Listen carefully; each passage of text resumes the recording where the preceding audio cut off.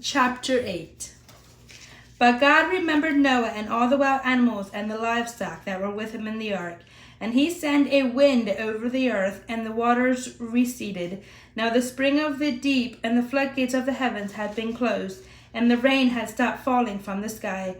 The water receded steadily from the earth. At the end of 150 days the water had gone down, and on the 17th day of the 7th month the ark came to rest on the mountain of Ararat.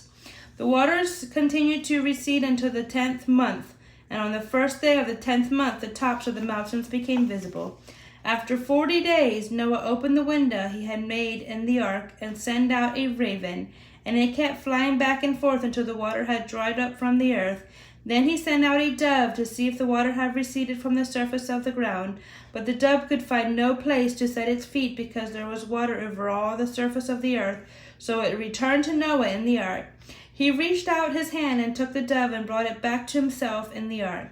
He waited 7 more days and again sent the dove out from the ark. When the dove returned to him in the evening, there in its beak was a freshly plucked olive leaf.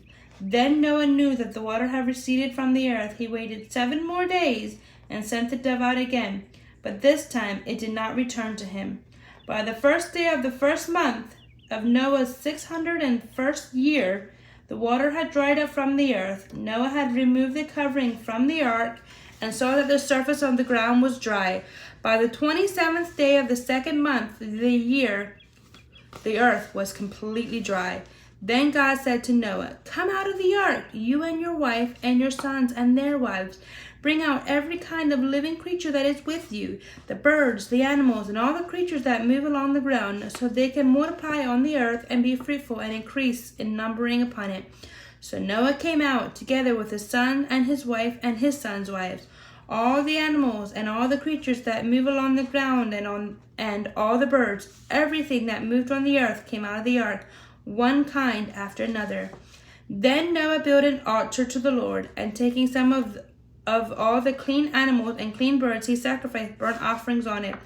The Lord smelled the pleasing aroma and said in his heart, "Never again will I curse the ground because of man, even though every inclination of his heart is evil from childhood, and never again will I destroy all living creatures as I have done. As long as the earth endures, seedtime and harvest, cold and heat, summer and winter, day and night will never cease."